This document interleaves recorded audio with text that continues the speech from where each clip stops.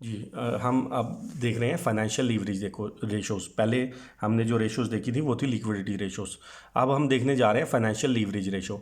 Financial leverage हमारी basically liabilities की long term side को लॉन्ग टर्म लाइबिलिटीज़ को प्लस हमारी जो इक्विटी है इन दोनों को कंप्राइज करके हम कंसीडर करते हैं।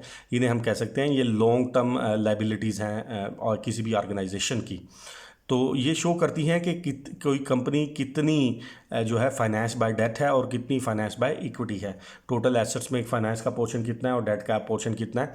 तो बेसिकली ये लॉन्ग टर्म में हमें बताएगी कि हमें लॉन्ग टर्म में जो हमारे providers of long term funds हैं उनकी हम जो है जो उनकी कितनी प्रपोर्शन है, क्या हम फर्दर फ्यूचर में डेट इशू कर सकते हैं या हमें इक्विटी की तरफ जाना पड़ेगा। ये सारी रेशोज़ हमें इंडिकेशन देती हैं कंपनी की लॉन्ग टर्म जो है फाइनेंशियल पोजीशन की। इसलिए हम इन्हें लीवरेज रेशोज़ कहते हैं। सम सॉर्ट इन्हें गियरिंग रेशो भी कहा जा सकता है। बहुत सारे आप एकेडमिक टेक्स्ट देखेंगे जहां इन्हें गियरिंग रेशोज़ का नाम भी दिया जाता है। Gearing ratios, financial leverage ratio या गियरिंग रेशो भी इन्हें कहा जाता है।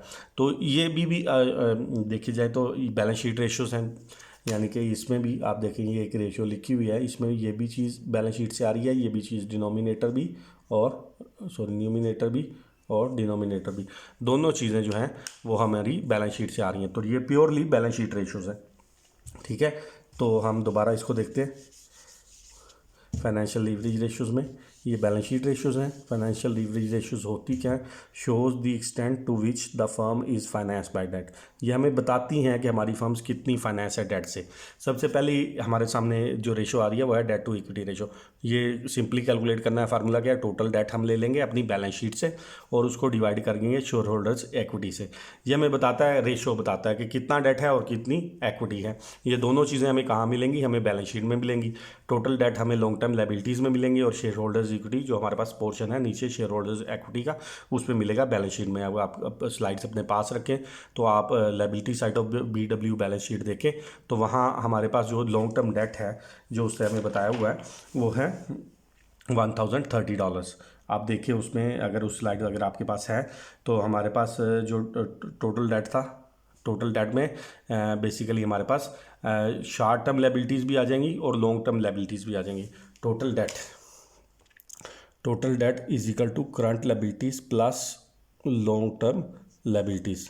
तो ये टोटल डेट की अगर बात हो, अगर लॉन्ग टर्म डेट की बात हो तो फिर हम सिर्फ लॉन्ग टर्म डेट को लेंगे, लॉन्ग टर्म लायबिलिटीज़ को लेंगे। लेकिन यहाँ टोटल डेट की बात है, total debt is equal to current liabilities plus long term liabilities. तो हमारी करंट लायबिलिटीज़ बैलेंस शीट में आप देखें तो 500 की है और 530 का लॉन्ग टर्म डेट है। तो हमारा टोटल जो आ जाता है नीचे आप देख सकते हैं, तो हमारा टोटल आ रहा है 1030 और हमारी करंट जो शेयर होल्डर्स इक्विटी है वो थी 1139। शेयर होल्डर इक्विटीज़ में आप वहाँ देखेंगे हमारे पास कॉमन स्टॉक आएगा, एडिशनल पेड अप कैपिटल आएगा, रिटेन्ड अर्निंग्स वगैरह आएंगी, वो सारी का टोटल जो आएगा। तो ये रेशियो बता रही है 0.90। ये बता रही है कि अगर हमारे पास ₹1 का शेयर होल्डर्स इक्विटी है तो 0.90 का हमारे पास डेट है। ये तकरीबन इक्वली प्रोपोर्शन बाय डेट और equally proportion bye share holders equity कहा जा सकता है। लेकिन ये हमें इंडिकेशन बता रही है। ये रेशो जब तक 1 के बराबर है तो इट मीन्स कि हमें इक्वली फाइनेंस है। अगर 1 है तो इसका मतलब है हमारे पास इक्वल डेट है और इक्वल ही शेयर होल्डर्स इक्विटी है। ये रेशो जितनी लोअर साइड पे होगी इसका मतलब ये है कि हमारे पास उतनी इक्विटी फाइनेंसिंग ज़्यादा है और डेट फाइनेंसिंग कम है। अगर ये रेशो 1 से ऊपर जाती जाएगी तो 1 से ऊपर जाने का मतलब ये है कि हम ज़्यादा जो हमारी फाइनेंशियल फर्म है वो फाइनेंस बाय डेट है और जो इसमें इक्विटी पोर्शन है वो लोअर है। डेट जो है वो हम आगे हमारे पास आएगा पोर्शन जिसमें हम कैपिटल स्ट्रक्चर को देखेंगे। तो कैपिटल स्ट्रक्चर में कितना डेट होना चाहिए, कितना इक्विटी होनी चाहिए, ये कंपनी टू कंपनी और मुख्तलिफ सर्कमस्टांसिस पे वेरी करता है। ठीक है, तो इस रेशो की कोई आइडियल पोजीशन तो नहीं है, बट ये है कि जितना हमारा डेट बढ़ता जाता है उतना हमारे ऊपर प्रेशर टू पे interest and other financial charges increase होते जाते हैं। तो एक ख़ास हद तक डेट हम अफोर्ड कर सकते हैं, एक ख़ास हद से ज़्यादा हम डेट अफोर्ड नहीं कर सकते। तो इसके लिए ज़रूरी है कि हम अपनी कैपिटल स्ट्रक्चर को देखें, उसको एनालाइज करें और ये देखें कि हमारी अगर डेट ज़्यादा हो जाए तो बैंकरप्सी के चार्जेस भी बढ़ते जाते हैं। ठीक है, तो इसलिए इसके स्टैंडर्ड जो है वो हमें थोड़ा सा बाद में डिफाइन होगा कि इसका किस स्टैंडर्ड रेशो कितनी होनी चाहिए। क्योंकि हम जब कैपिटल स्ट्रक्चर के चैप्टर्स पढ़ेंगे तो वो वहाँ से हमें क्लियर होगा कि हमें किस हद तक जो है अपनी कंपनी को लीवरेज करना है डेट के ज़रिए या गियर्ड करना है डेट के ज़रिए, तो वहाँ से हमें इसकी आइडियल पोजीशन होगी। But near to 1 and from 0.75 to 1.25 this ratio is quite acceptable. ठीक है, अब और दूसरा इसको हम इंडस्ट्री के साथ कंपेयर करके भी डिसीजन कर सकते हैं, तो हम इसको इंडस्ट्री एवरेज के साथ देख लेते हैं। अब ये देखें डेट टू इक्विटी रेशो है, अगर हम ये देखें 2001 से लेके 2002 में हमारी ये रेशो इम्प्रूव बढ़ी है, इसका मतलब है कि हमने मज़ीद लोन लिए हैं और हमारी इक्विटी कांस्टेंट रही। 2003 में हमने देखा कि ये रेशो 2001 के मुकाबले में 0.18 से 0.90 तक पहुँच गई। अगर हम इंटरनल एनालिसिस करें तो इट मीन्स कि हमारी कंपनी में डेट जो है वो इंक्रीज़ हुआ है और इक्विटी की रेशो जो है वो कम हुई है। इंडस्ट्री एवरेज 0.90 है फिर भी, तो हम देखा जाए तो हमारे पास जितना डेट इक्विटी का प्रोपोर्शन है इंडस्ट्री में भी अप्रॉक्सीमेटली सेम चल रहा है। ठीक है, तो basket wonder has average debt utilization relative to, जितनी इंडस्ट्री एवरेज लोन ले रही है उतने ही लोन बास्केट वंडर्स ने भी लिए हुए हैं। तो इट मीन्स के रिलेटिव एनालिसिस ये हमें शो कर रहा है कि we are performing as per industry trends, हम इंडस्ट्री ट्रेंड्स के मुताबिक ही परफॉर्म कर रहे हैं। ठीक है, तो ये रेशो भी हम इससे यहाँ से एनालाइज कर लेंगे। आगे चलते हैं, देखिए इसके बाद हमारे पास आ गई डेट टू टोटल एसेट्स, कि हमारे टोटल एसेट्स में डेट कितना है। ठीक है, तो ये रेशो भी देखा जाए तो बैलेंस शीट रेशो है। ठीक है, और जो ये हमें ये फिर फाइनेंशियल लीवरेज के सेट में आती है ये रेशो, और यही शो करती है percentage of firm assets that are supported by debt financing. हमारे टोटल एसेट्स से अगर बैलेंस शीट बास्केट वंडर की बैलेंस शीट देखें तो $2169 की, और इसमें से हमने डेट कितना लिया हुआ है $1,030, 0.47, इससे ये रेशो आ जाती है हमारे सामने। 0.47 का मतलब है कि हमारे टोटल एसेट्स का 47%, 0.47 को अगर परसेंटेज में लेंगे 47 आता है, तो 47% हमारे एसेट्स जो हैं वो बैक्ड बाय डेट फाइनेंसिंग है। ठीक है, इससे ऑपोजिट भी हम कंसीडर कर सकते हैं कि 53% by finance from owners equity and 47 by debt. तो डेट का टोटल प्रोपोर्शन हमारे टोटल एसेट में 0.40 है, तो ये ratio total debts by total asset से कैलकुलेट की जाती है। तो इसको भी हमने इंडस्ट्री एवरेज देखी, तो हमारी इंडस्ट्री एवरेज अप्रॉक्सीमेटली सेम है जो कि इंडस्ट्री की एवरेज है। इट मीन्स कि we are moving in the same trend in which industry is moving.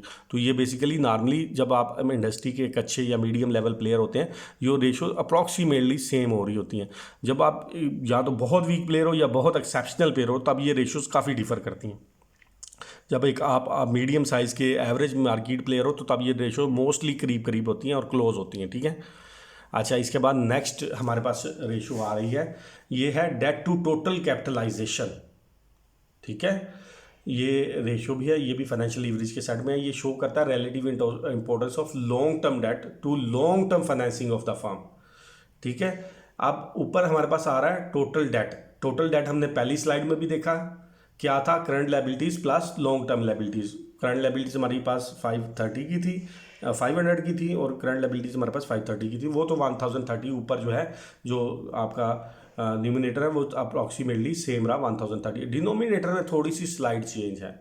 ठीक है, डिनोमिनेटर में बेसिकली आप 1669 ले रहे हैं, इसमें से जो चीज़ माइनस की गई है वो बेसिकली जो है आपकी लॉन्ग टर्म इन्वेस्टमेंट्स को इसमें से माइनस किया गया। ठीक है, टोटल कैपिटलाइजेशन की बात की जा रही है, और टोटल कैपिटलाइजेशन में आप जो चीज़ माइनस करते हैं वो बेसिकली आपकी बैलेंस शीट में से आपकी जो है रिटेन अर्निंग्स वगैरह ये सब आप उसमें से माइनस करते हैं। टोटल कैपिटलाइजेशन नीचे आ रहा है, ये आ रहा है 1669। तो ये क्या होता है, long term date plus equity. ठीक है, लॉन्ग टर्म डेट आपके पास 500 का था और एक्विटी आपके पास थी 1139 की, तो ये 1669 आपके पास हो गए। 530 आपके लिए लॉन्ग टर्म डेट थे, और अब इसमें करंट लायबिलिटी जो डिनोमिनेटर है टोटल कैपिटलाइजेशन, ये जो आपका डिनोमिनेटर है ये कैसे बना, ये बना long term liabilities plus owners equity, इन दोनों को प्रपोर्शन करके। ठीक है, तो इस पर सिर्फ क्या है कि बैलेंस शीट की लायबिलिटी साइड वाली, करंट लायबिलिटी नहीं। टोटल कैपिटलाइजेशन की जब बात करें तो लॉन्ग टर्म लायबिलिटी हमारे पास 530 की थी और ये हमारे पास 1139 के थे, तो इन दोनों को टोटल करें तो 1169 आता है टोटल कैपिटलाइजेशन का। तो ये रेशो 0.62 है, ठीक है। ये भी यही इंडिकेट कर रही है कि आपके टोटल कैपिटलाइजेशन में जो है वो 62% जो है वो डेट है, ठीक है। ठीक है, ये भी 1 से नीचे है, इट मीन्स कि अभी आपकी रेशो गुड है। तो इसको हम कंपेयर करते हैं इंडस्ट्री के साथ, हमारी इंडस्ट्री से थोड़ी सी स्लाइटली हायर है, बट इट मीन्स कि जो है हम थोड़ा सा ज़्यादा लॉन्ग टर्म डेट यूज़ कर रहे हैं इंडस्ट्री की एवरेज से, लेकिन ये इतनी मतलब डिफरेंट नहीं है।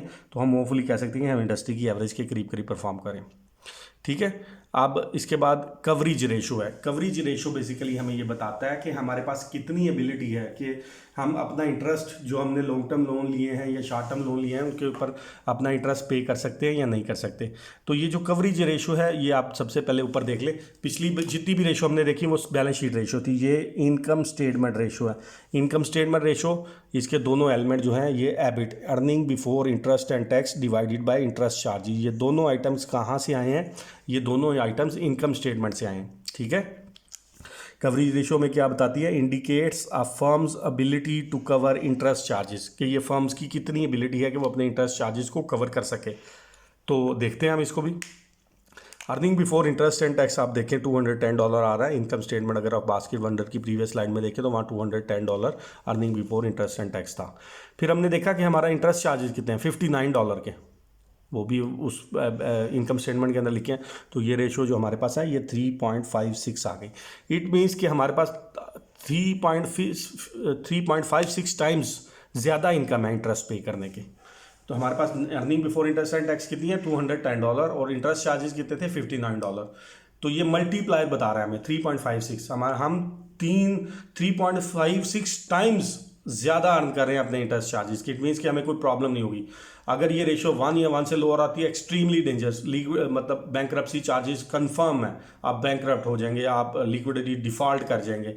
लेकिन हायर देन 1, इट मीन्स कि आपके पास इतनी इनकम है कि आप इंटरेस्ट एक्सपेंस कर सकें। लेकिन अगर हमें सिर्फ इतनी इनकम जनरेट करें कि इंटरेस्ट एक्सपेंस कवर हो जाए तो ये सफिशेंट नहीं है बिजनेस के लिए। तो it's been sufficiently higher than that, कि ये 3 टाइम्स 4 टाइम्स 5 टाइम्स 10 टाइम्स, बल्कि ये 3.56 भी अगर आर्डनी इस वक्त करंट इन्वायरमेंट में देखा जाए तो ये भी कम है। तो ये जितना ज़्यादा मल्टीप्लायर होगा तो ये रेशो उतनी बेहतर होगी। इवन इसकी कोई लिमिट नहीं हायर की, हायर में 100 टाइम्स हो जाए, 150 टाइम्स हो जाए, जितनी ये हायर होगी उतना बेहतर होगा कंपनी के लिए। Interest coverage, higher the interest coverage ratio it's better for the company, ठीक है। How much lower it is, जितना ये लोअर होता जाएगा उतना कंपनी के लिए वरी होने की ज़रूरत है। और अगर ये 2, 1 और 1 इवन 1 से भी लोअर आ जाती है तो ये हमारे लिए एक्सट्रीमली डेंजरस पोजीशन हो जाती है। हम ये कह सकते हैं कि अब तकरीबन हम बैंकरप्सी की तरफ जा रहे हैं, लिक्विडिटी क्राइसिस की तरफ जा रहे हैं। तो ये जो चीज़ है ये बेसिकली ऑपरेशनल रिजल्ट पे डिपेंड करती है। इसको हम आर्टिफिशियल वे से इंक्रीज़ नहीं कर सकते ना। अगर हमारे पास प्रॉफिटेबिलिटी है तो वो इसमें शो हो जाएगी। और चार्जेस तो अप्रॉक्सीमेटली हमें पता होता है, हमने ये लोन लिया, इतना इंटरेस्ट है तो इतना पे करना पड़ता है। तो हमारे पास जो चीज़ फोकस करने वाली है वो है earning before interest and tax. Higher the earning, higher this ratio and is better for the company. ये हम इंडस्ट्री ट्रेंड देख रहे हैं। इंडस्ट्री में आप देख लें कि हमारी जो बास्केट वंडर की जो इंटरेस्ट कवरेज रेशो 3.56 है और इंडस्ट्री की 5.19। तो ये बहुत ज़्यादा बुरी पोजीशन है इस वक्त इंडस्ट्री के पॉइंट ऑफ व्यू से। आप ये देखें हमारी अपनी ट्रेंड जो है डिक्लाइनिंग ट्रेंड तरफ है। पहले हम 10.3 पे हमारी अर्निंग पावर बहुत ज़्यादा थी इंटरेस्ट कवरेज, अगले साल में 2002 में बहुत ज़्यादा कम हो गई, 2003 में मज़ीद कम हो गए हम। इसका मतलब यह है कि हमारा फाइनेंस बहुत ज़्यादा बढ़ गया है कंपनी में, पहली बात जिसकी वजह से हमारे इंटरेस्ट चार्जेस बढ़ सकते हैं। या दूसरा कि हमारी ऑपरेशनल एफिशिएंसी रिड्यूस हुई है, हमारी प्रॉफिटेबिलिटी रिड्यूस हो गई है। दो ही चीज़ें हो सकती हैं, या तो हमारी प्रॉफिटेबिलिटी रिड्यूस हो गई है या फिर हमने बहुत ज़्यादा डेट ले लिया और हमारे फाइनेंशियल चार्जेस बढ़ गए हैं। और जब हम इनको कंपेयर करें रिलेटिवली किसके साथ, इंडस्ट्री एवरेज के साथ, तो इंडस्ट्री के पास 5.19 मल्टीप्लायर है, मतलब वो 5.19 टाइम्स अपना इंटरेस्ट पे कर सकती है और हम 3.56 टाइम्स। तो हम इस वक्त इंडस्ट्री से बहुत बुरे हैं। इसकी हम बिलो एवरेज हैं, इंडस्ट्री से बिलो एवरेज हैं। तो ये बिलो एवरेज होना इंडस्ट्री से हमारे लिए बहुत ज़्यादा डेंजरस है, क्रिटिकल है। इसकी दो ही रीज़न हो सकती हैं, एक कि हमारे पास बहुत ज़्यादा डेट है, जिसके ऊपर बहुत ज़्यादा इंटरेस्ट पे करना चाहते हैं, या फिर हम उस तरह से प्रॉफिटेबिलिटी अर्न नहीं कर पा रहे जिस तरह की इंडस्ट्री अर्न कर रही है। तो ये रेशो इंडस्ट्री से लो होना हमारे लिए एक थिंकिंग पॉइंट है। हम फोकस करेंगे कि हम या तो अपनी डेट के प्रपोर्शन को कम करें या फिर अपनी जो फाइनेंशियल परफॉर्मेंस है, जो ऑपरेशनल एफिशिएंसी है, उसको इंक्रीज़ करें। तो ये सारी चीज़ें हमें कवरेज रेशो के अंदर से मिल जाती हैं। ये फिर उसने ग्राफिकल एनालिसिस करके बताया हुआ है कि इंटरेस्ट कवरेज रेशो हम 10 पॉइंट समथिंग से डिक्लाइन करके नीचे की तरफ आ गए हैं, ठीक है, जबकि इंडस्ट्री अप्रॉक्सीमेटली एक कांस्टेंट लाइन के साथ चल रही है। तो इट मीन्स कि हमारे बिजनेस में बहुत ज़्यादा वेरिएशन है, बहुत ज़्यादा प्रॉब्लम है, तो हमें इसको भी कंट्रोल करना है, ठीक है। ये उसने बताया है कि the interest coverage ratio BW has been falling since 2001। वो हमने पहले भी देखा कि 2001 में वो बहुत ज़्यादा थी और फिर आहिस्ता आहिस्ता ये इंटरेस्ट कवरेज रेशो कम होती जा रही है। आपको मैंने पहले बताया कि इंटरेस्ट कवरेज रेशो जितनी ज़्यादा होगी कंपनी के लिए उतना बेहतर है, जितनी ये कम होती जाएगी उतना बुरा है। This indicates that low earning, या तो हमारी एबिट लो है, may be potential problem for BW। दूसरा क्या है, note we know that debt levels are in line with industry average. हाँ, ये उसने हमें एक अच्छा बात बताई। हमने पिछली रेशो में देखा था, डेट इक्विटी रेशो में, कि वो हमारी इंडस्ट्री एवरेज के बराबर है।